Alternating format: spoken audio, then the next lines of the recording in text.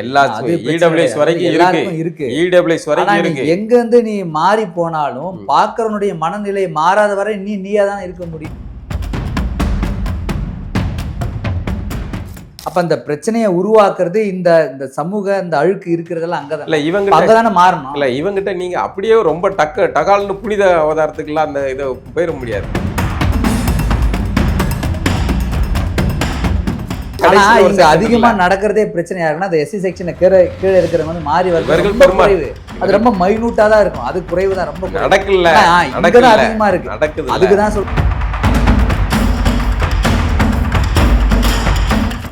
நடக்கல. சம்பவம் நடக்கல, பதிவு பண்ணியாச்சு. சம்பவம் நடந்தல. தேவேந்திர வீட்டு பொண்ணை காதலிச்சதுக்காக ஒரு அருந்ததி பையனை வெட்டி கொண்டாங்க.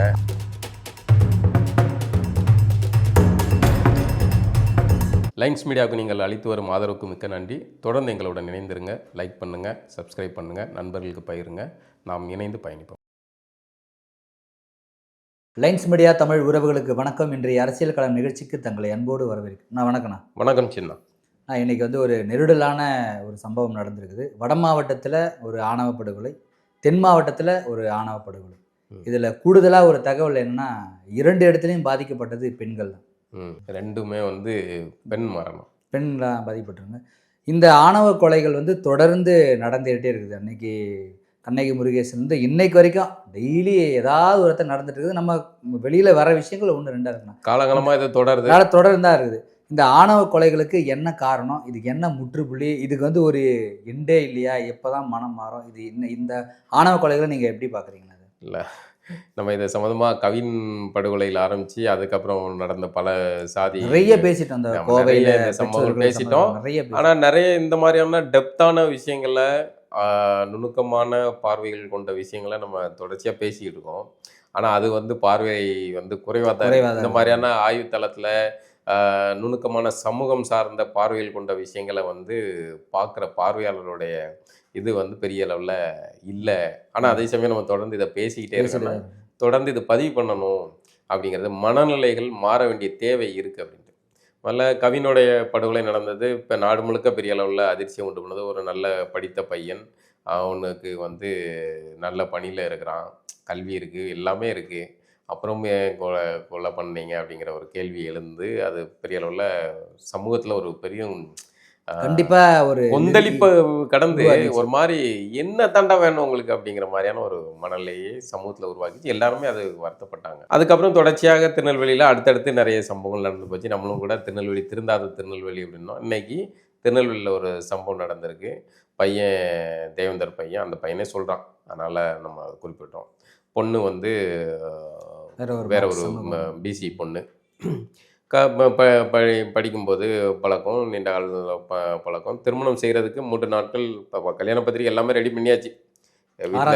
ஆமாம், பையன் வீட்டில் ஓகே, பொண்ணு வீட்டில் மட்டும் இதாக இருக்கும் போல இருக்குது. பொண்ணு வீட்டில் தாமதமாக தெரிஞ்சிருக்கும் போல இருக்குது. சிக்கலாகி 3 மணி வரைக்கும் பையன்கிட்ட பேசியிருக்கு. அதுக்கப்புறம் பொண்ணு இறந்ததாக குடும்பத்தினர் சொல்கிறாங்க. அது வந்து சந்தேக மரணம் அப்படின்னு சொல்கிறாங்க. பையன் வீட்டில் வந்து அது ஆணவ படுகொலை. பொதுவாக இதை வந்து தெரிஞ்சுக்கலாம். பொதுவாக இது வந்து இந்த மாதிரியான விஷயங்கள் ஆணவ படுகொலை தான் நடக்கும் அப்படின்ட்டு. இதை மாரி செல்வராஜ், இயக்குனர் மாரி செல்வராஜோட முதல் படமான பரியரும் பெருமாள்ல இந்த விஷயத்த ரொம்ப அழகாக பண்ணாங்க. பொதுவாக தென் பகுதியில் வந்து திருநெல்வேலி பகுதி வந்து இன்னும் திருந்தாத சாதி மனநிலையில் உச்சம் வெறி பிடித்த அந்த மனநிலையோடு தான் இருக்குது திருநெல்வேலி. அது கஷ்டம் தான். ஒரு திருநெல்வேலிக்காரனாவே அதை சொல்கிறேன், அது வருத்தமாக தான் இருக்குது. திருநெல்வேலி இன்னும் வந்து சமூகம் வேற ஒரு இடத்த நோக்கி போகுது. தமிழ்நாட்டில் நம்ம இன்னும் தமிழ் இனத்துடைய ஒற்றுமை, நாம் தமிழர் அது இதுன்னு எல்லாருமே பேசுகிறாங்க. திராவிடத்துக்கு எதிராக தமிழர்கள் ஒன்றா சேரணும் அப்படின்னு என்னென்னமோ பேசுகிறாங்க. ஆனால் திருநெல்வேலி களம் இன்னும் வந்து சாதி வெறி களமாக தான் இருக்குது. உண்மையிலே நாம் தமிழர் அண்ணன் சீமான்மார்கள் எல்லாம் தம்பிமார்கள் எல்லாருமே தமிழ் தேசியத்தை விரும்பக்கூடியவர்கள் எல்லாருமே களப்பணி செய்யணும் அப்படின்னு நினச்சா திருநெல்வேலியில் போய் செஞ்சுட்டாங்க. ஏன்னா அங்கே தான் வந்து திருந்தாத ஜென்மங்கள் நிறைய இருக்குது. அங்கே தான் செய்ய வேண்டிய தேவை இருக்குது. தமிழினத்தின் ஒற்றுமையை விரும்பக்கூடியவர்களை, நாம் தமிழர் மட்டும் சொல்லு, தமிழினத்தின் ஒற்றுமையை விரும்பணும்னு நினச்சிங்கன்னா அது வந்து வெறும் ஒரு கையால் ஒற்றுமையை வராதில்ல. 2 பக்கமும் இதாகணும், 2 பக்கமும் மனநிலை மாறணும், சாதிய ஆதிக்கம் செய்பவனுடைய மனநிலை மாறணும். அப்போ அதுதான் இது. இந்த ஆணவ படுகொலைகளுக்கு எல்லாத்துக்கும் காரணம் சாதி வெறி, ஆணவ மனநிலை. இது வந்து எல்லாருக்கிட்டையும் இருக்குது. திரும்ப திரும்ப சொல்கிறேன்.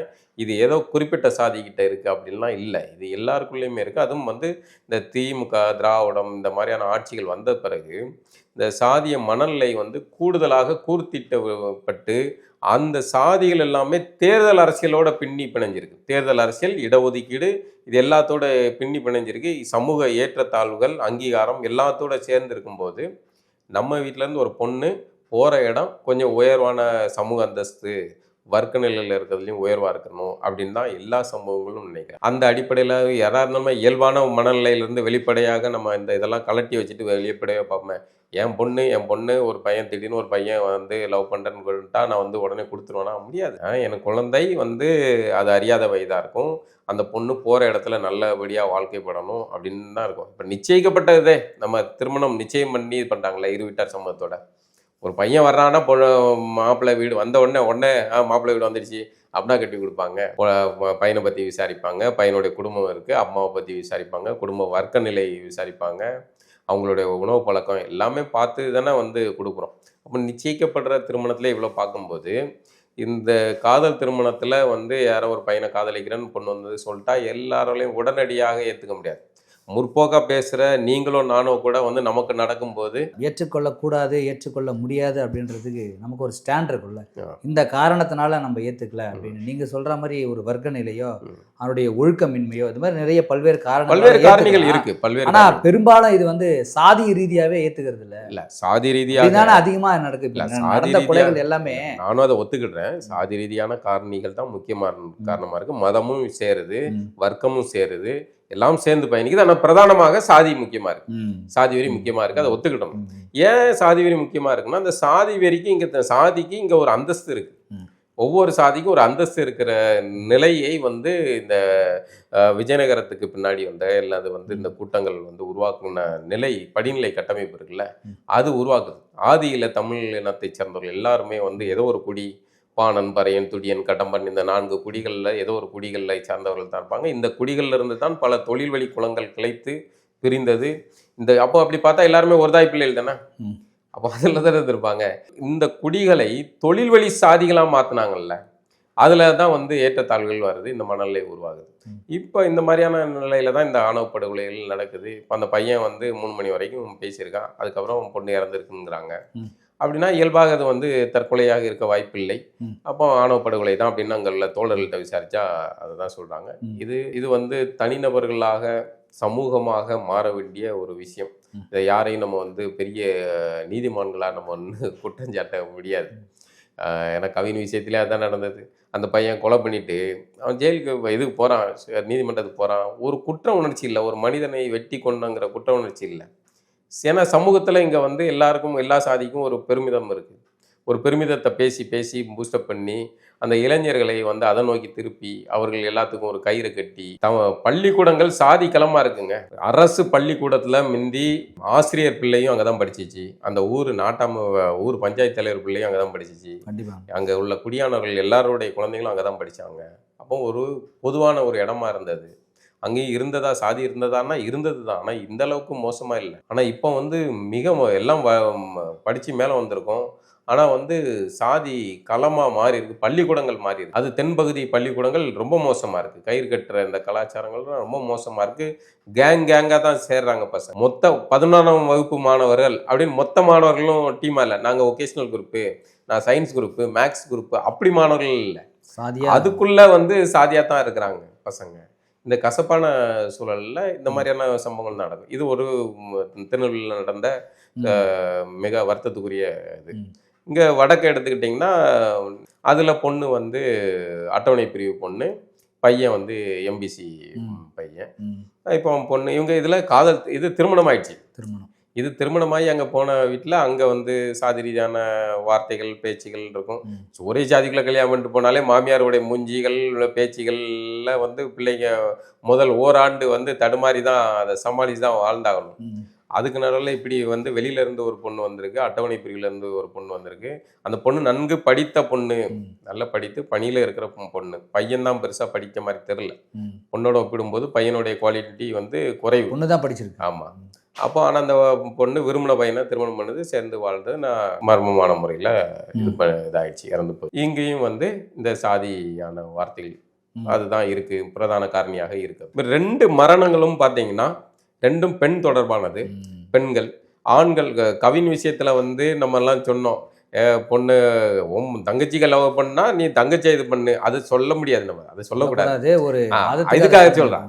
அப்போ உங்க வீட்டு பிள்ளை இது பண்ணா அதை கேள்வி கேட்கறதுக்கு உனக்கு உரிமை இருக்கு, ஆனா ஊரா வீட்டு பிள்ளைய வெட்டுறதுக்கு என்னடா உரிமை இருக்கு அப்படிங்கிற கேள்வி எழுப்புனதுனால என்னவா இப்போ வந்து அவங்க வீட்டு பிள்ளையே வந்து அவங்க பண்ற நிலை எவ்வளவு கொடூரமானது இருக்கு. அந்த பரியம்பெருமான் படத்துல நம்ம காட்சிகளா பார்ப்போம், அதே நமக்கு அவ்வளவு பதட்டமா இருக்கும். அந்த கொலை காட்சியை உருவாக்குவாங்க, அந்த பிள்ளை கொலை பண்றது, அந்த வில்லன் வருவாரு, எப்படி அதை செட்டப் பண்ணுவாங்க அப்படிங்கிறது நிஜத்தில் அப்படிதான் நடக்கும். எல்லாத்துக்கும் சாதிக்கு ஒரு சங்கங்களை வச்சுக்கிட்டு அந்த சங்கத்துக்காரன் தலைவர் தான் தலைவனாகணும், அதுக்காக கொம்பு சீவி விட்டு நம்ம தலைவர் தெரியுமா, நம்ம ஒவ்வொருத்தருக்கும் ஆளுக்கு 10 கேஸ் இருக்கணும் அப்படின்னு ஆரம்பிச்சு, நம்ம எந்த பரம்பரை ஆண்ட பரம்பரைன்னு எல்லாம் பேசி, அந்த ஆண்ட பரம்பரைன்னு கூட பேசு, உன் சமூகத்தை மேலே கொண்டு வர்றதுக்கு நீ பேசு, ஆனால் இன்னொருத்தனை ஒடுக்கிறதுக்குன்னு பேசுனா எல்லாருடைய மனநிலையும் வந்து நமக்கு கீழே ஒருத்தர் இருக்கான், அதான் உறுதியாக இருக்கும், ஆனால் நமக்கு மேலே ஒருத்தர் இருக்கான் அப்படின்றத யாருமே புரிஞ்சுக்கிறது இல்லை.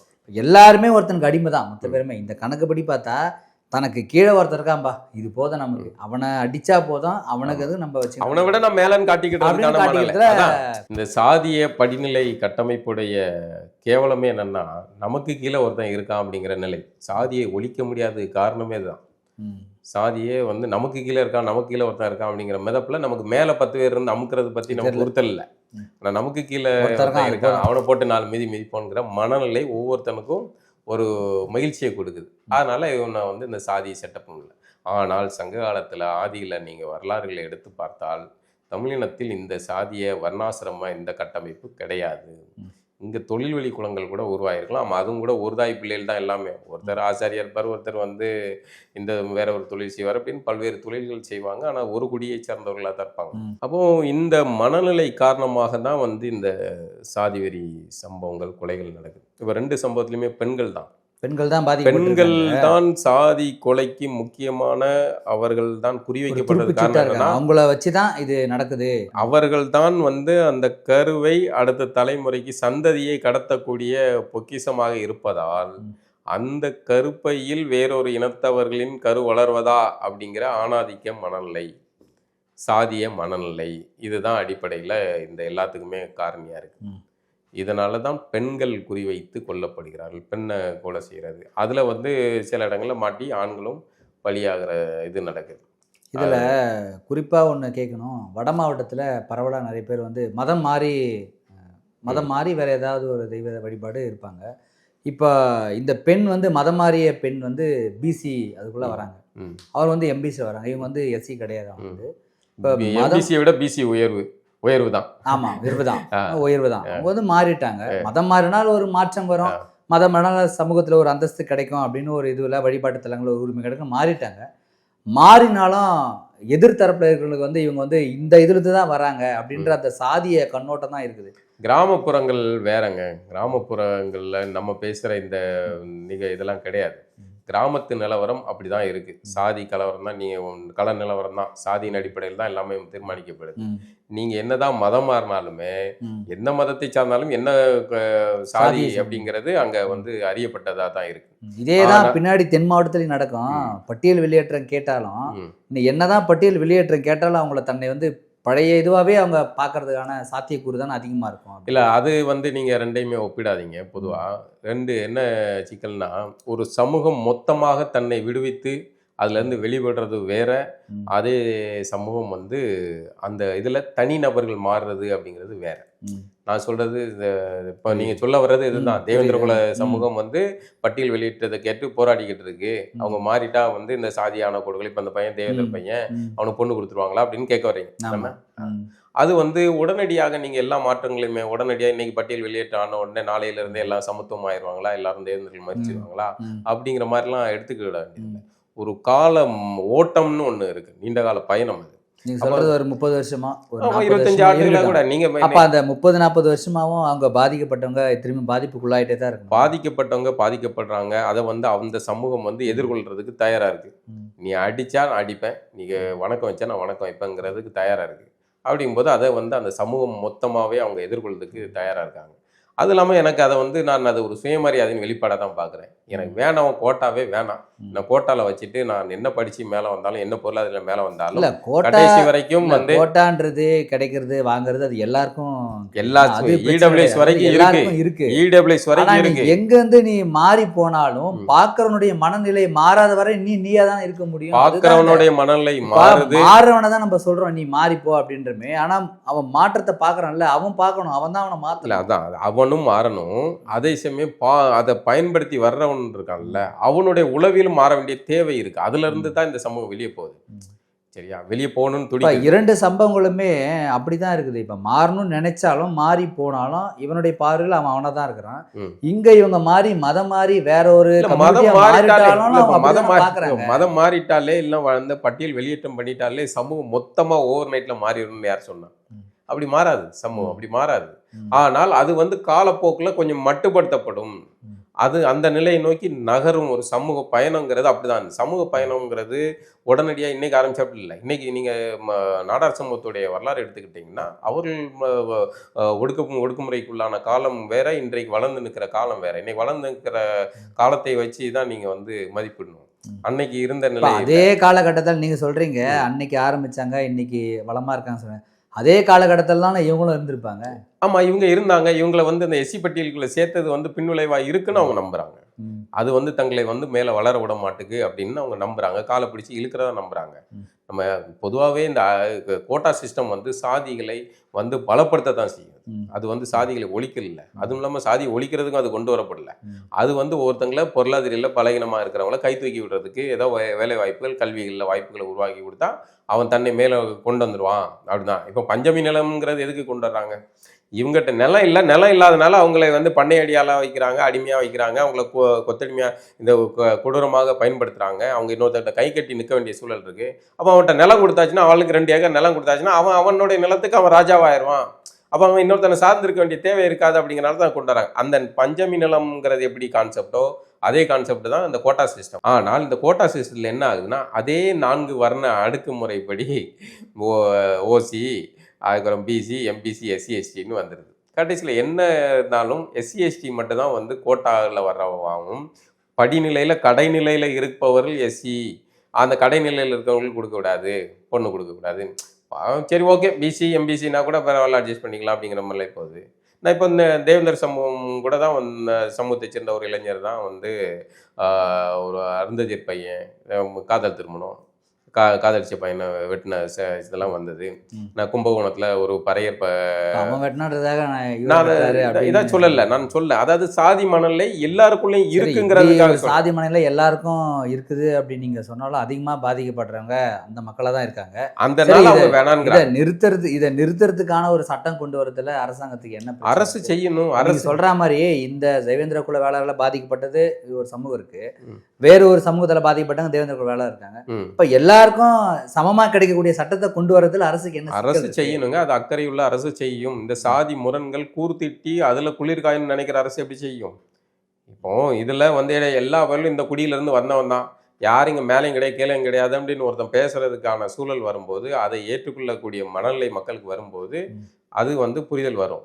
ஆனால் அப்படி ஒரு சூழலே இங்கே வந்து கடந்த 50-60 ஆண்டுகளாக இல்லையே. இங்கே மாறா வந்து வெறுமனே பிராமணர்கள் எதிர்க்க நிலையை வச்சுட்டு இங்கே இருக்கிற சாதி முரண்களை எல்லாம் கூர்த்திட்டி ஒவ்வொரு சாதிகளுக்கும் வந்து தேர்தல் அங்கீகாரத்தை கொடுத்து அதை வந்து அரசியல் கட்சிகளாக மாற்றி அதை உங்களுக்கு தனக்கான ஆதாயமாக பார்க்கும்போது இது ஒரு சந்தை. இந்த சந்தை தான் முடிவு பண்ணுது. அப்போ நம்ம சந்தைக்கான ஆள்களை நம்ம உருவாக்குவோம். அப்போ நம்ம சாதி என்ன தெரியுமாடா அப்படின்னு ஆளாளுக்கு ஒவ்வொரு சாதிகளும் தங்களை பூஸ்டப் பண்ணி குழுவாகி மேலும் அது இறுக்கமாக மாறுது. இதுக்கெல்லாம் காரணகர்த்தா தலைவர் தான்.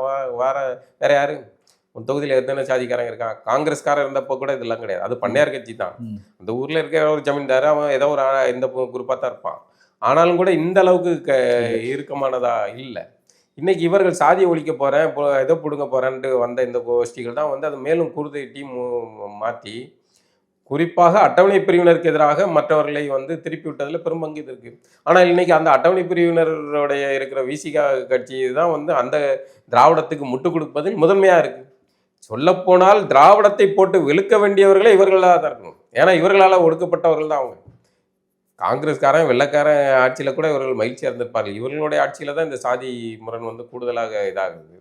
இவர்கள் வந்து ஒரு காலத்தில் ஆண்ட பரம்பரையாக இருந்திருப்பாங்க. அந்த வரலாறை சொல்லாமல் அவர்களை மீண்டும் மீண்டும் வந்து அடிமைகள், நீங்கள் தலித்துகள், ஒடுக்கப்பட்டவர்கள், தாழ்த்தப்பட்டவர்கள் பேர் வைக்கிறான். தாழ்த்தப்பட்டவர்கள் பேர் வைக்கிறான். அப்படி வச்சு வச்சு வச்சு அவர்கள் மேலும் மேலும் இது பண்ணான். ஒரு செக்ஷன்ல ஒருத்தனை வந்து கீழே ஒருத்தனை மேலன்னு இவனே வந்து கட்டமைக்கிறான். அப்படிங்கும்போது அது மேலும் இருக்கத்தானே செய்யும். இப்போ இந்த பொண்ணு இதில் ஒரு நுணுக்கமான பார்வை இருக்கு. அதாவது ஒரு அட்டவணை பிரிவில இருந்து ஒரு பொண்ணு பிசியோ எம்பிசியோ அல்லது ஓசி பிரிவுக்கோ அந்த பொண்ணு போறதுக்கும், ஒரு ஓசி எம்பிசி பிசியில இருந்து ஒரு பொண்ணு அட்டவணை பிரிவு பையனை திருமணம் பண்ணி வர்றதுக்குமான இடம் இருக்குல்ல, ரெண்டு வெவ்வேறானது. ரெண்டும் பெண்கள் தான். ஆனால் ரெண்டு பெண்களும் ஒன்று கிடையாது. இந்த பொண்ணு அங்கேருந்து போகும்போது எஸ்சி வீட்டில இருந்து போகிற பொண்ணு இந்த மற்ற பிரிவுக்கு உள்ள பையனை திருமணம் செஞ்சு போனால் அங்கே வந்து அந்த பொண்ணு வந்து பெருவாரியாக வந்து அது கொஞ்சம் டிஸ்கிரிமினேஷன் ஏதோ ஒரு வகையில் வார்த்தைகளையோ ஏதோ பேச்சு வழக்கில் ஏதோ ஒரு வகையில் அது வந்து கொஞ்சம் அடங்கி இதாக போக வேண்டிய ஒரு நிலை இருக்கும். இந்த பக்கம் பார்த்தீங்கன்னா இந்த பொண்ணு அந்த நம்ம இங்கேருந்து கொஞ்சம் பெரிய இடத்துல இருந்து வந்திருக்கு பாப்பில்ல, நல்லா பார்த்துக்கணும் அப்படிங்கிற நிலை இவர்களுக்கு கூடுதல் சுமையாகி அதனால அந்த பிள்ளைய கொஞ்சம் நல்லா பார்ப்பான். அந்த பிள்ளையோட குரல் வந்து நல்லாவே நல்லா தான் பார்ப்பாங்க. ஆனா அது வந்து அந்த பெண் வந்து அங்க கூடுதலா ராஜபோகமா இருக்குங்கிற ஒப்பீட்டு அளவில் பார்க்கும்போது இந்த பொண்ணுக்கும் அந்த பொண்ணுக்குமான வித்தியாசம் இதா இருக்கு. இந்த பொண்ணு இங்க வந்து இதுல மாற வேண்டியது யாரு? சமூக மனநிலை தான். சமூக மனநிலை இவங்கிட்ட பிரச்சனை இல்லை. இவங்கிட்ட பொண்ணு வந்தாலும் இவங்கிட்ட பிரச்சனை இல்லை. இவன் பொண்ணு அங்க போகும்போது தான் பிரச்சனை. அப்ப அந்த பிரச்சனையை உருவாக்குறது இந்த இந்த சமூக இந்த அழுக்கு இருக்கிறதெல்லாம் அங்கதான். இல்ல இவங்க அங்கதானே மாறணும். இல்ல இவங்கிட்ட நீங்க அப்படியே ரொம்ப டகால்னு புனித அவதாரத்துக்குலாம் அந்த இதை போயிட முடியாது. அந்த எஸ்சி பிரிவுகளே வந்து அடுக்கு நிலை இருக்குல்ல, அதுல வந்து கடைநிலை. அதுக்குதான் நான் சொல்றேன். நீங்க வந்து 19 இவங்கள நான் சொல்ல வரல. இவனுக்கு இன்னொருத்தன் இவன் இருக்கான், இவனும் மாறணும். இவன் சரியா வச்சிருக்கான், நீங்க தான் சொன்னீங்க. இவன் சரியா தான் இருக்கிறான் அப்படின்னு சொல்லிட்டு இல்ல இவன் இதுல இவனும் மாறணும். நீங்க எஸ்சி செக்ஷனுக்கு பிசி எம்பிசி ஓசில இருந்து வந்தா இவன் நல்லா பாத்துக்கிட்டான். இந்த எஸ்சி செக்ஷன்லயே வந்து இங்க அதிகமா நடக்கிறதே பிரச்சனை யாருன்னா அந்த எஸ்சி செக்ஷன்ல கீழே இருக்கிறவங்க வந்து மாறி வருது. அது ரொம்ப மைனூட்டா தான் இருக்கும். அது குறைவு தான், ரொம்ப நடக்கல அதிகமா இருக்கு. நடக்குது. அதுக்குதான் சொல்றேன், இவனுக்கும் சேர்த்து தான் சொல்றேன். இவனும் சரியில்லைன்னா இவனும் எல்லாருடைய மூளை சிந்தனை எல்லாமே அதிகமா பாதிக்கப்படுறவங்க யாரோ அதை பத்தி நம்ம அதிகமா பெரும்பான்மையா நம்ம அதிகமா பேசுறத டிஸ்கஷனுக்கு வர்றதுக்கான காரணமே இதுதானே. இல்ல பெரும்பான்மையா நடக்கிற விஷயத்த நம்ம முதன்மையாக பேசுறோம். அதுக்காக இங்க பெரும்பான்மையா நடக்கலங்கிறனால அங்க இல்ல அப்படின்னு நம்ம வந்து 19 சொல்லிட முடியாதுங்கிறதுக்காக அதை சொல்றேன். அங்கேயும் நடக்குது. நான் கும்பகோணத்துல ஒரு பறையர் பொண்ணை காதலிச்சதுக்காக தான் ஒரு பையனை பிசி பையனை வெட்டி கொண்டாங்க அப்படின்னு விரல் விட்டு சொல்லிடலாம். நடக்கல சம்பவம் நடக்கல, பதிவு பண்ணியாச்சு. சம்பவம் நடந்தல. தேவேந்திர வீட்டு பொண்ணை காதலிச்சதுக்காக ஒரு அருந்ததி பையனை வெட்டி கொண்டாங்க. அது நிறைய நடக்குது. அதாவது ஒரு சிலர் நடக்குது. அதே இது தென் மாவட்டத்துல ஒரே மறவர் குடும்பத்துல இருக்கிற பொண்ணு, சொந்தக்கார பொண்ணு தான் வெட்டி கொண்டுட்டான். சொந்த பொண்ணு தான், ஒரே சமூகம் தானே. நீங்க அதை லாஜிக் படி எடுத்துக்கிட்டா ஒரே சமூகத்துல இருக்க. ஏன்னா ஒரு பெண்ணுங்கிறது பெண்ணுக்கு பின்னாடி வந்து அது சரியோ தப்போ, பெண்ணுங்கிறது நம்மளுடைய குடும்பத்தோடைய அது லட்சுமி. இல்ல அதுவே தப்பு தானே. இல்ல அதைத்தான் நான் சொல்றேன். சமூகத்தின் குடும்பத்தின் பார்வை என் வீட்டு குலவிளக்குப்பா, அந்த பிள்ளை நான் வந்து தங்கமா வச்சு பார்த்து வளர்த்துருக்கேன். அந்த பிள்ளையை நான் நல்லபடியா ஒரு இடத்துல கொண்டு போய் அதை இன்னொரு ஒருத்தண்ட கொடுப்பேன், பொறுப்பை கொடுப்பேன், அவன் நல்லா பார்ப்பான் அப்படிங்கிறது. இது ஒரு ஆணாதிக்க மனநிலையில் தான் வருது. ஆனால் அந்த பெண்ணு பாதுகாப்பு இருக்கணுங்கிறதா இந்த தந்தையுடைய மனநிலையும் கொடுக்குற இடத்துலயும் நல்லா இருக்கணும் அப்படிங்கிறதா. அதுக்கு மாறா ஒண்ணு நடக்கும்போது இவன் வந்து இது வரைக்கும் அந்த பெண் பாதுகாப்பு கருதி எத்தனை கொடுக்கணுது ஓகே. ஆனா இந்த பாதிக்கப்பட்ட பெண்கள் யாருமே வந்து பாதுகாப்பு இல்லாத இடத்துல போல, பாதுகாப்பா இருக்கிற இடத்துல உனக்கு அந்த பயம் இருக்குது, எங்க அந்த மாதிரி ஆயிடுமோ அப்படின்னு கௌரவத்துல உனக்கு அந்த பிரச்சனை. அது என்னன்னா அதனால நீ வந்து உடனே அந்த பெண்ணை ஏதாவது ஒண்ணு இது பெருவாரியா நீங்க பிசி இல்ல மற்ற சமூகங்களுக்குள்ளே பிசிலேயே நிறைய கொலைகள் நடந்திருக்கு, எம்பிசிக்குள்ளே நடந்திருக்கு. இப்போ கோயம்புத்தூர்ல நடந்துச்சு. இதே வன்னியர் பையன் தான் இது காதலிச்சதுக்காக இது பண்ணாங்க. ஒரு தம்பதிகள் வந்து ட்ரெயின்ல விழுந்து சூசைட் பண்ணாங்கல்ல. இந்த மாதிரி சம்பவங்கள்லாம் எடுத்து பார்த்தீங்கன்னா எல்லா பிரிவுலையுமே நடக்குது. நம்ம அதே சமயம் எல்லா பிரிவுலையுமே நல்ல திருமணங்களும் நடந்து நல்ல மகிழ்ச்சியாகவும் வாழ்றாங்க. சரியா? ஆனால் நம்ம வந்து என்னன்னா அதை வந்து பேசுறது இல்லை, அது பேசு பொருளாக இல்லை. ஆனால் இந்த மாதிரியான 1-2 சம்பவங்கள் நடக்கும்போது அதெல்லாம் நம்ம வந்து பேசுகிறோம்ல, அதனால சமூகத்தில் இப்படியெல்லாம் திருமணங்கள் நடக்கல போல இருக்குங்கிற ஒரு பொது தோற்றம் அது. அப்படிலாம் கிடையாது. சமூகம் அந்த அளவுக்குலாம் மோசமாக இல்லை. சமூகத்தில் பிசி எஸ்சி திருமணங்கள் நடக்குது, எஸ்சி எஸ்சி எஸ்டி உள்ள திருமணங்கள் நடக்குது, எம்பிசி எஸ்சி திருமணம் நடக்குது, எம்பிசி பிசி திருமணம் நடக்குது, எல்லாம் நடக்குது. ஆனால் இந்த மாதிரியான சில சம்பவங்கள் நடக்கும்போது இதுவும் களையப்படணும் அப்படிங்கிற இந்த மாதிரியான திருமணங்கள் நடக்குதுன்றத நம்பி தான் இவங்களும் காதல் செய்கிறாங்க. காதலில் ஜெயிக்கலான்னு காதல் செய்கிறாங்க. ஆனால் அந்த காதல் செய்கிறவங்கள அதிகமாக பாதிக்கப்படுறது இவங்க தான். இந்த மாதிரியான பிரச்சனை மாட்டின்னு சிக்கிறாங்க. ஓகேவா? அப்போ அவங்களுக்கு நடக்குது, நம்ம அதை பேசுகிறோம். ஆனால் தொடர்ந்து ஒரு பாதிப்பு அவங்களுக்கு நடந்துகிட்டே இருக்குது, ஒரு பெண்ணுக்கு நடந்துகிட்டே இருக்குது, சாதி ரீதியாக நடக்குதுன்னா அப்போ அந்த பாதிப்பை ஏற்படுத்தக்கூடிய சமூகங்களில் அந்த மக்களுக்கு ஒரு மனநிலை மாற்றம் வரணும். இல்லை, ஒரு காதல் செய்யறதுக்கே நமக்கு உரிமை இல்லை இங்கே அனுமதி, எப்படி அவனுக்கு வாழ்வதற்கான உரிமை வரும்? எப்படி இதில் வேற இல்லை, சமூகத்தோடைய மனநிலை மாற வேண்டியதுதான் இதோடைய அடிப்படை. இப்போ அந்த பொண்ணு வந்து நல்லா படிச்ச பொண்ணு, இந்த வடமாட்டத்து பொண்ணு படிச்சிருக்கு. ஆமா, நீங்க சொல்ற மாதிரி பிசியாவும் இருக்குது, அது வந்து எஸ்சி பொண்ணும் செக்ஷன் படி சாதியின் படி அது பிசி, அது பிசியா இருக்குது, எம்பிசில இருக்கிற அது பிசியா இருக்குது. இருந்தாலும் சாதி இல்லை. இப்போ நம்ம இதை ஒரு வாதத்துக்கு எடுத்துடலாம். சில திருமணங்கள்ல வந்து ராமதாஸ் அவர்கள் வந்து நாடக காதல் அப்படின்னு ஆரம்பிச்சு குறிப்பிட்ட சமூகத்தை சொல்ற மாதிரியான ஒரு அரசியல்லாம் முன்னெடுத்தாங்கல்ல. அப்படிலாம் இல்லை. இப்போ இந்த பையன் வந்து காதலிச்சு திருமணம் பண்ணியிருக்கான், இந்த பொண்ணு நம்பி போன பொண்ணு இறந்து போச்சு. இப்போ இந்த சமூகத்தை அந்த பையனோடைய சமூகத்தை சேர்ந்தவர்கள நாடக காதல் அப்படின்னு சொல்ல முடியும். இந்த நாடக காதல் அதிகமா வெளியில இல்லை, அது நாடக காதல் இல்லைங்க, அது நாடக காதல் கிடையாது. அது அப்படியே இருந்தாலும் கூட அது வந்து தனிநபருடைய குற்றம். நீங்கள் அதைத்தான் புரிஞ்சுக்கணும். ஒரு தனிநபரா இப்போ நான் ஒரு குற்றம் செய்கிறேன்னா இது என்னுடைய தனிப்பட்ட பலகீனம். நீங்கள் ஒரு குற்றம் செய்கிறீங்கன்னா தனிப்பட்ட பலகீனம் இல்லை. சின்னாவுடைய சாதிக்காரங்களே இப்படிதான், பாலாவுடைய சாதிக்காரங்க, பாலாவுடைய மதத்துக்காரங்களே இப்படி. இதை பற்றி எடுக்கிற பட இயக்குநர்கள் அப்படி தானே எடுக்கிறாங்க. தோற்றத்தை உருவாக்க படைப்பாளி மோகன்ஜி போன்ற இயக்குநர்கள் அப்படி தானே போர்ட்ரேட் பண்ணாங்க. சமூகத்தில் அப்படி தானே உருவாக்கி விட்டது இதை. மோகன்ஜி வந்து அது ஒரு படைப்பாளிகள்கிட்ட இருக்கிற தவறு தான். மோகன்ஜி நம்ம கூப்பிட்டு வச்சு ஒரு நாள் வந்து அவர்கிட்ட வந்து உரையாடல் நடத்துவோம், வாரன்னு சொல்லியிருக்காரு. அவர்கிட்ட இது சம்மந்தமாக விரிவாக பேசுவோம். இது படைப்பாளிகளுடைய சிக்கல். அவர்கள் பார்க்குறது மனநிலை, அவர்கள் எந்த இடத்துல இருந்து பேசுகிறாங்க, எந்த அரசியல் தளத்தில் நிற்கிறாங்க. நம்ம 4 வர்ணத்தை ஏற்றுக்கிட்டோம்னாலே நமக்கு ஒரு மனநிலை வந்துடுது, அடுக்கு மனநிலை வந்துடுது. அப்போ நான் வந்து இன்னொருத்தவனை ஏற்றுக்கிடுறேன், பிராமணியத்தை ஏற்றுக்கிடுறேன் அப்படின்னா நான் சத்திரியன்னு சொல்லிட்டேனாலே நான் இன்னும் பிராமணியத்தை ஏற்றுக்கிடுறேன் அப்படிங்கிறது. நான் என்ன மன்னர், நான் நேரடியாக மன்னரா? ஏன் இப்போ இந்தியாவை ஆள்றது யாருன்னு சொல்லலாம்? மோடி ஆள்றாரு. மோடி, அதுக்காக மோடிங்கிறது சாதி பேர், சரியா? இப்போ மோடின்னு சாதி பேர் வச்சிருக்கவங்க எல்லாரும் இந்தியாவை ஆள்றதுன்னு சொல்ல முடியுமா? இல்லை. மோடிக்கு அந்த பொறுப்பு கொடுத்துருக்கு, அவர் 5 வருஷம் முடிஞ்சா அவர் கிளம்பிட வேண்டியது, அவ்வளோதான்.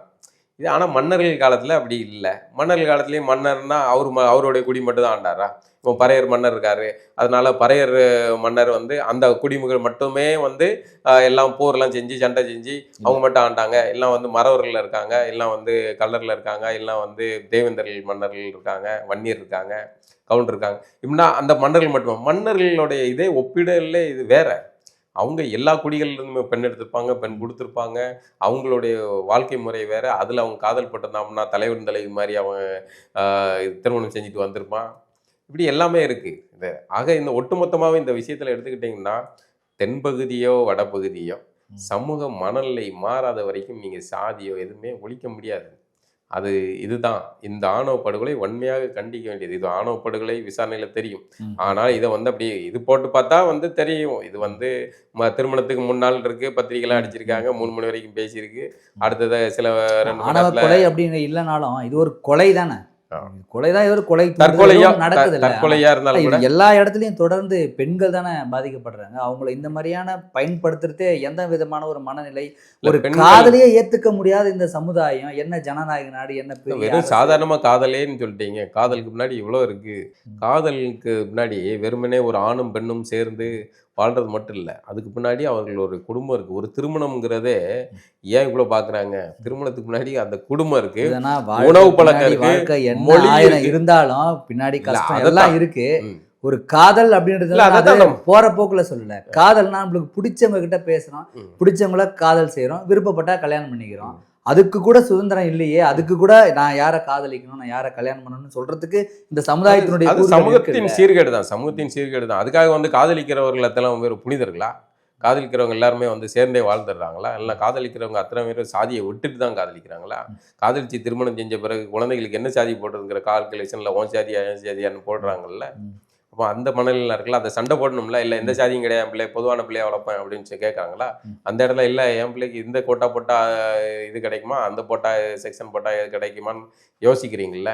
அப்போ இதில் எல்லாமே சிக்கல் இருக்குல்ல. ஒரு திருமணம்ங்கிறது நம்ம இதையாக சொல்கிறது, ஒரு திருமணங்கிறது வெறுமனே ஆணும் பெண்ணும் சேர்ந்து இருக்கிறது இல்லை. அதுக்கு முன்னாடி ஒரு குடும்ப முறை இருக்குது, அவங்களுக்குன்னு மொழி இருக்குது, அவங்களுடைய உணவு பழக்கம் இருக்குது, பிராந்திய பகுதி இருக்குது, எல்லாமே சேர்ந்தா இருக்குது. இன்றைக்கி உலகமயமாக்கலில் எல்லாமே உடையுது. பெண்கள் தங்களுக்கான பொருளாதார தேவைகளை பார்த்துக்கிட்டாங்க, கல்வி பெறுறாங்க, உயர் பொறுப்புகளில் பணிபுரிகிறாங்க. அப்படின்னாலும் வந்து அந்த பெண் வந்து அதை உடைச்சிட்டு போயிடக்கூடாது அப்படிங்கிறதுல ஆணிய மனநிலை வந்து ஒரு பின்னணியில், இந்த சாதிய மனநிலைக்கு பின்னாடி ஒரு ஆணிய மனநிலை தான் இருக்குது, ஆணாதிக்க மனநிலை தான். அந்த ஆணாதிக்க மனநிலை நேரடியாக தெரியுதோ இல்லையோ, ஆனால் அதுக்கு முன்னாடி இயக்குகிற காரணியாக இதுதான் இருக்குது. இந்த மனநிலை மாற வேண்டியது அவசியமானது. அது மாறாத வரைக்கும் இப்படி கவினும் கொல்லப்படுவான், அது ஸ்ரீபிரியாவும் சரி, சிவமதியும் சரி, இல்லை மகாராஷ்டிராவில் ஒரு பையனை கொண்டுட்டாங்கல்ல காதலிச்சு, அந்த பிள்ளை வந்து இறந்த பையனுடைய உடலுக்கு தாலி கட்டிச்சே. இந்த மாதிரியான சமூகங்கள் நடந்துக்கிட்டு தான் இருக்கும். இது வந்து சமூகத்தின் ஒரு சமூகம் எவ்வளோ மோசமாக இருக்குது அப்படிங்கிறதுக்கான சாட்சி தான். இது வருத்தப்பட தான் முடியும். நிறைவாக இப்போ இவ்வளோ பிரச்சனைகள் நடக்குது, நிறைய ஆணவ கொலைகள், பெண்கள் பாதிக்கப்படுறாங்க, ஆண்கள் பாதிக்கப்படுறாங்க, இந்த மாதிரி இவ்வளோ கொலைகள் நடக்குது. நம்ம ஒவ்வொரு கொலை நடந்ததுக்கப்புறம் இதுக்கான ஒரு தனி சட்டம் கொண்டு வரணும், இது வந்து அரசாங்கத்துக்கு கீழே இருக்கணும் அப்படின்னு நிறைய முறை போராடுறாங்க, நிறைய போராட்டங்கள் பண்ணுறாங்க. இப்போ நிறைய அமைப்புகள் இதை பற்றி நிறைய கருத்து சொல்கிறாங்க, நிறைய பேர் இதுக்காக போராட்டம் பண்ணுறாங்க. ஆனால் கடைசி வரை எந்த அரசுமே இதை முன்னெடுக்கிறதில்ல. இதுக்கு முன்னாடி கிருஷ்ணசாமி ஒரு முறை சட்டசபையில் கேட்டிருப்பாரு, ஓபிஎஸ் கிட்ட முதல்ல அவர் தான் இதுக்கு தனி சட்டம் கேட்டார். இப்போ ஓபிஎஸ் அதை கடந்து போனார். அதுக்கப்புறம் எடப்பாடி பழனிசாமி மூலம் கேட்டாங்க, இப்போ ஸ்டாலின் கிட்ட கேட்குறாங்க. கவின் படுகொலை தான் கடைசி, இதுக்கப்புறம் எதுவுமே நடக்கக்கூடாதுன்னு போராட்டம் பண்ணாங்க. ஆனால் தொடர்ந்து இந்த மாதிரி அரசாங்கம் இதில் மெத்தனை போக்காக இருக்கிறத நீங்கள் எப்படி பார்க்குறீங்க? இதுக்காக ஒரு மாற்றம் வருமா? இல்லை, அரசுடைய மனநிலை, ஆட்சி அதிகாரி இருக்கிறவங்களுடைய மனநிலை மிக முக்கியமானது. இதில் நம்ம எவ்வளோ தீவிரமாக இருக்கோம் இல்லையாங்கிறது. கௌசல்யா சங்கர் வழக்கு, அந்த வழக்குலேயே வந்து அரசு எவ்வளோ மெத்தனமாக இருக்குது. இந்த வழக்கில் மேல்முறையீடு போன வழக்கில் அரசுடைய மெத்தனை வந்து பொண்ணு வந்து அதை கண்டித்து இது பண்ணியிருக்காங்க. சரி போட்டுருக்காங்க. நீங்கள் பேசுகிறீங்க ஆணவ படுகொலை அது இது சட்டம் கொண்டு வரப்போ அதெல்லாம் சும்மா வாய்ச்சாவடாலாம் இருக்குது, செயலில் என்னவா இருக்குது? உண்மையிலே சமூகத்தை நேசிக்கக்கூடிய ஒரு செயல்பாடாக இருக்கு. இதெல்லாம் வந்து அவனுக்கு ஒரு அட்வான்டேஜா இருக்குல்ல. அது எல்லாத்தையும் விட நீங்கள் என்ன சட்டம் கொண்டு வந்தாலும் சரி, உங்களுடைய தனிநபர்களுடைய அல்ல சமூகத்தின் மனநிலை மாறாத வரைக்கும் இந்த சட்டங்கள்லாம் வெறுமனே காகிதங்களில் எழுதப்பட்ட இதுதான், தண்ணீரில் எழுதப்பட்ட மாதிரி தான் இருக்கும்.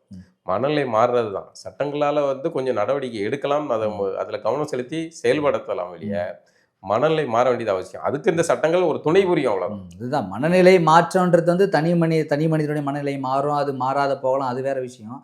நீ அரசாங்கம் செய்ய வேண்டிய கடமை இருக்குல்ல. நீ இந்த சட்டம் கொண்டு வர்றது வந்து இது வந்து ஒன்றும் எஸ்சி பிரிவுக்கோ இல்லை குறிப்பிட்ட பிசி பிரிவுக்கோ எம்பிசி பிரிவுக்கோ கிடையாது, பாதிக்கப்பட்ட எல்லாருக்குமே தான். இந்த சட்டம் வந்து எல்லாருக்குமே தான். இது பொதுவாக மனநிலை என்ன இருக்குன்னா, இல்லை இது வந்து எஸ்சி எஸ்டிக்கு வந்து இது பாதுகாப்பாக இருக்கும், இது எதிர்த்து கொண்டு வராங்க, இதை ஒழிக்கணும் அப்படின்றாங்க. இது எல்லாருக்குமே ஒரே பிரிவில் கல்யாணம் பண்ணாலும் இந்த பிரச்சனை இருக்கு. ஆனால் அந்த சட்டத்தை கொண்டு வரதுக்கு இதை மக்கள்கிட்ட ஒரு நல்ல விழிப்புணர்வு. சட்டங்கள் வந்தாலுமே சட்டங்கள் வந்து இன்னைக்கு பெண் வன்கொடுமை சட்டம் வந்து எல்லாமே சரியாக இருக்கா? எல்லா சட்டங்களுமே தவறாகவும் பயன்படுத்தப்படுது, பாதிக்கப்பட்டவங்களுக்கு சரியாகவும் கிடைக்கிறதும் இருக்கு. அப்போ எல்லாமே வந்து அதை கையாளக்கூடியவங்களுடைய நபர்களை பொறுத்து தான் இருக்கு. அது மாதிரி இந்த சட்டங்களும் வந்து கொண்டு வந்து அது சரியாக வந்து நடைமுறைப்படுத்தப்பட்டால் உண்மையிலே பாதிக்கப்படுபவங்களுக்கு தீர்வு கிடைக்கும். இல்லைன்னா இதே மாதிரியான சம்பவங்கள் நடந்துகிட்டு தான் இருக்கும். இன்னொன்று, இதுக்கு தீவிரமான பிரச்சாரங்கள் தேவை, அது வந்து அவசியமானது. இன்னொன்று, மனநிலை அவசியமானது. நான் யாருக்கு அடிமையில எனக்கு அடிமை அவனு இல்லை, அவ்வளோதான். இந்த மனநிலையை உருவாக்க வேண்டியது, அந்த மனநிலை வந்து உருவாக்க வேண்டிய தேவை சமூகத்துக்கு அவசியமா இருக்கு. குறிப்பாக அட்டவணை பிரிவினரிடம் அது உருவாக்க வேண்டிய அவசியம் இருக்கு. குறிப்பாக அவர்களுக்கு வைக்கப்பட்ட பேரை முதல்ல மாற்ற வேண்டிய தேவை இருக்கு. தாழ்த்தப்பட்டோருங்கிற பேரே முதல் தூக்கிட்டு அவர்களை அவர்களுடைய சமூகத்தின் பேரை வைங்க, இல்லைன்னா அதுக்கு அந்த நலத்துக்கு ஒரு பேர் வைங்க. பிசிஏ பிற்படுத்தப்பட்ட பிரிவினர் மாற்ற தெரியுது, எம்பிசிஏ மிகவும் பிற்படுத்தப்பட்ட பிரிவினர் மாற்ற தெரியுது. அப்போ அட்டவணை பிரிவினர் ஷெட்யூல் கேட்டகரியை வந்து நீ என்ன பண்ணணும், அட்டவணை பிரிவினர் மாற்று. இது வந்து இந்த பேருந்துகளில் வந்து தமிழ்நாடுன்னு எழுதுறதுக்கு இடம் இல்லைன்னு சொல்லிட்டு அரசு போக்குவரத்து கழகம்னு எழுதுகிற மாதிரி அந்த வார்த்தைகள், ஒரு வார்த்தை வெல்லும் கொள்ளும். அப்போ அந்த வார்த்தைகளில் அது வந்து என்ன அந்த மக்களை வந்து மேலும் கீழே அழுத்துற மாதிரி இருக்குன்னா அந்த வார்த்தை தூக்கு. ஏன் நம்ம வந்து திருநங்கை திருநம்பின்ங்கிற வார்த்தைக்கு போனோம்? சமூகத்தில் அது வந்து கொச்சையாக அழைக்கப்பட்ட வார்த்தை. ஏன் மாற்றுத்திறனாளிங்கிற வார்த்தைக்கு போனோம்? சமூகத்தில் அந்த வார்த்தை அவர்களை மேலும் வந்து இது பண்ணக்கூடாது, அப்படிங்கிற ஊனப்படுத்திடக்கூடாது அப்படிங்கிறனால தான் மாற்றுத்திறன், அவனுக்கு வேற ஒரு திறன் இருக்கு, அவன் ஊனமானவன் இல்லை அப்படிங்கிறனால தான் அதை கொண்டு வரும். அப்போ ஒரு வார்த்தைக்கு பின்னாடி இருக்கிற அரசியலே வந்து இதாகுது. அதை வந்து அரசுகளுக்கு அறிவன் இந்த சமூக சிந்தனை உள்ள ஆட்சியாளர்கள் வரும்போது தான் வரும். அதை செய்ய வேண்டிய தேவை இருக்கு. இங்கே இந்த பெயர் மாற்றம் சொன்னதுக்காக ஒரு சந்தேகத்துக்காக இதை சொல்கிறேன். பாதிக்கப்பட்ட மக்களை வந்து பெயர் மாற்றுங்க, அது வந்து ஒரு மாற்றத்தை உருவாக்கும் அப்படின்னு சொன்னீங்க. இப்போ இதே இந்தியா ஃபுல்லாக நிறைய இந்த மாதிரியான அட்டவணை பெயர்கள் இருந்தாங்க. அது எல்லாத்துக்கும் வந்து ஹரிஜன் அப்படின்னு ஒரு பேர் வச்சாங்க. ஆனால் ஹரிஜன் வச்சாலே அது இவன் தான் அப்படின்ற ஒரு பெயர் எல்லாருக்கிட்டையும் அதை பரவிச்சு இல்லை. இப்போ எத்தனை பேர்கள் அவன் மாறினாலும் அவன் இவன் தான் அப்படின்றத கண்டுபிடிக்கிறதுல நுணுக்கமா இருக்கான். அவனோட பேர்ல வந்து கம்பீரமாக உளவியல் ரீதியாக இந்திக்க வைக்கிறதுக்கான அரசியல் முன்னெடுப்பு தேவை. அவன் வந்து உளவியல் ரீதியா அவன் ஸ்ட்ராங் ஆயிடுறான், அவன் வலிமை அடையிறான்.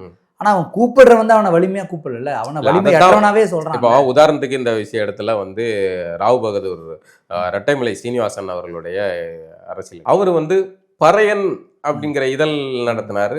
யாரு கேட்டாலும் பறையன் அப்படின்னு சொன்னார். அந்த சமூக மக்களுக்கு அவர் சொல்றாரு. அதுதான் அப்போ ஒரு கட்டத்துல 4 ஐஏஎஸ் பறையர் ஐஏஎஸ் இருக்காங்க, பறையர் எம்பிபிஎஸ் டாக்டர் இருக்காங்க. பறையர் எம்பிபிஎஸ் போய் தான் அந்த டாக்டர் தான் காப்பாத்தி விட்டாரு.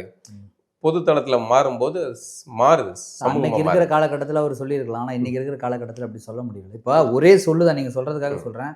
ஒரு சொல்ல வந்து நீங்க எப்படி பயன்படுத்துறீங்க, எந்த இடத்துல பயன்படுத்துறீங்க அப்படின்றது. சில வார்த்தைகள் எனக்கு அதுல அவர் நீங்க நல்லா இருக்கீங்க, அவர் பேரு சாதி பேரை சொல்லி ஓகே அப்படின்னு சொல்லும் போது அது ஓகே.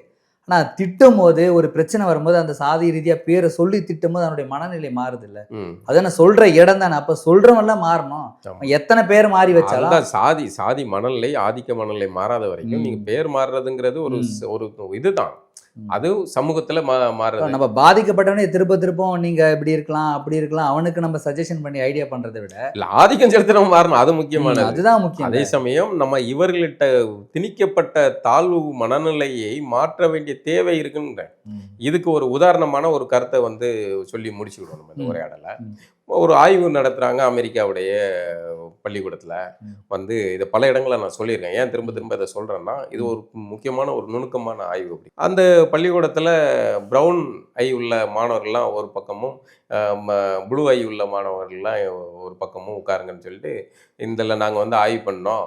இதில் வந்து ப்ரௌன் ஐ உள்ளவங்கெல்லாம் வந்து தேவ குழந்தைகள், ப்ளூ ஐ உள்ளவங்கெல்லாம் புழுக்கண் நீலக்கண்கள் உள்ளவங்கெல்லாம் வந்து இவங்க சாத்தான் பிள்ளைகள், அவர்கள் வந்து சரியான இது இல்லை அப்படின்னு இந்த அறிக்கையில் தெரிஞ்சிருக்குன்னு சொல்லிட்டு போயிட்டு பார்த்தீங்கன்னா அவன் சொல்லிட்டு போன மறுநாள்ல இருந்து நீல நிற கண்கள் உள்ளவன்லாம் அரகண்டா மாறுறான், அவன் கொந்தளிப்பாகவே இருக்கான், எந்நேரமும் 4 பேரை போட்டு குத்துறது வைக்கிறதுன்னு அவனுடைய மன. ஏன்னா அவனுக்கு மூளையில் திணிக்கப்பட்டது இந்த நீல நிற கண்கள் உள்ளவர்கள்லாம் வந்து மோசமான குழந்தைகள் அப்படிங்கிறது திணிக்கப்பட்டுச்சு.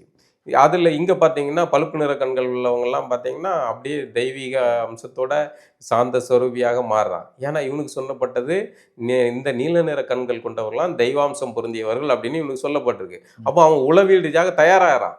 நம்ம இதுக்கு மாட்டா வந்து சிந்திக்கூடாது, ஐயோ நம்ம தப்பு திருடணுமா, ஐயோ தரக்கூடாது, நம்ம அவனை அடிக்கணுமா, ஐயோ இல்லை நம்ம தெய்வாம்சம் பொருந்தியவர்கள், நம்ம வந்து தெய்வ குழந்தைகள் அப்படிங்கிற வார்த்தையை அவனை வந்து மேம்படுத்துது.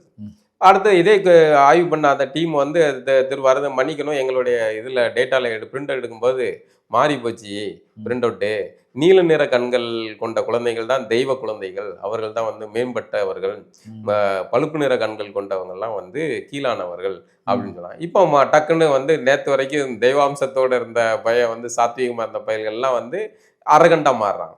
நீல நிற கண்கள் கொண்ட பையங்க கோபம் கொந்தளிப்பா இருந்தவன்லாம் வந்து அமைதியாக மாறுறான். அப்போ ஒரு வார்த்தை வெல்லும் கொல்லும் அப்படிங்கிறதுக்கு சாட்சியாக இந்த கதைகள் சொல்லப்படும். அப்போ இதுலேருந்து தான் நம்ம அதை சொல்கிறோம். நீங்கள் கேட்குறீங்களா பேரை மாற்றினா அப்படி இல்லை. சில இடங்களில் சில தீர்வுகள், சில இடங்களில் அது தேவைப்படும். சில வார்த்தைகள் குழந்தைங்கிட்ட என்ன வார்த்தைகள் சொல்கிறோமோ அதுதான் பதிவுபடும். ஏன் ஒருத்தங்களே வந்து திரும்ப அந்த அழுத்தப்படுற இதுக்குள்ளே தள்ளுறீங்க? ஏய் ஒருத்தன் அழுத்தப்படுறவன் ஏன் அவனுக்கு வரலாறு இருக்காதா? ஏன் ஒரு தேவேந்தருக்கு வரலாறு கிடையாதா? ஒரு மன்னர் கிடையாதா? ஏன் ஒரு பறையர் மன்னராக இருந்திருக்க கூடாதா? ஏன் ஒரு கள்ளர் மன்னராக இருந்திருக்க கூடாதா? ஏன் ஒரு கவுண்டர் மன்னராக இருந்திருக்க கூடாதா? ஏன் ஒரு அருந்ததியர் மன்னராக இருந்திருக்க கூடாது? இந்த இதை வந்து கேளுங்க, இங்க அடிப்படையில் இங்க மன்னருக்கு வந்து ரொம்ப டிமாண்டு. ராஜராஜனுக்கு தான் காஸ்ட்லி டிமாண்ட். ஒருத்தர் வந்து உயர்ந்தவன் சொல்லி அவனை வளர்க்கறத விட நீ நானும் சமம் சொல்லி சமம்னு சொல்லி வளர்க்கறது எங்க வரும்னா சமத்துவமான சிந்தனை இடத்துல இருக்கும். இன்னொரு ஆதிக்கம் செலுத்துற இடத்துல நீ அடிச்சா நான் அடிப்பேன் சொன்னாவே இவன் வந்து தன்னை உயர்ந்தவன நினைச்சிடறான். இல்ல அதைத்தான் சொல்றேன். ஆதிக்கம் செலுத்துறவனுக்கு நடுவுல போய் நீங்க சமத்துவம் பேசுனீங்கன்னா ஆதிக்கம் செலுத்துறவனுடைய குரல் இதாகாது, அவனுடைய ஆதிக்க மனநிலை தான் இருக்கும். ஆதிக்கம் செலுத்துறவன்ட்ட உன்னை விட நான் இந்த வகையிலும் குறைஞ்சவன் இல்லை அப்படிங்கிற நிலையை உருவாக்குற போது தான் அது மாறும். அதுதான் யதார்த்தமான நிலம். நீங்க பாருங்க, எங்கேயாவது வந்து அடிச்சா திருப்பி அடிக்கிறவனை எவனா திருப்பி அடிப்பானா? அவன்கிட்ட மோத மாட்டான். எவனாவது ஏப்ப சாப்பிள்ளையா இருக்க வேலை போய் தான் கொட்டிக்கிட்டே இருப்பானுங்க. ஏன்னா அவன் கொட்டு வாங்குறான், அதனால கொட்டுறான். அவன் குனிஞ்சி கல்லை எடுத்துட்டு மூஞ்சில ஒரு குத்து குத்திருந்தான்னா அவன் திரும்ப வரமாட்டான். இதுதான் சமூக இதுக்காக நான் வன்முறையை தூண்டுறதுக்காக சொல்லல. சமூகத்துல எதிர்வினைகள் எதுவோ அது அந்த இடத்துல தேவைப்படுது அப்படிங்கிறதுக்காக தான் சொல்றேன். அடிச்சா திருப்பி அடின்னு சொல்றேன். ஆமா, இதை வந்து டக்குன்னு இங்க மீண்டும் ஒரு நிகழ்வு சந்திப்போம்னா நன்றி.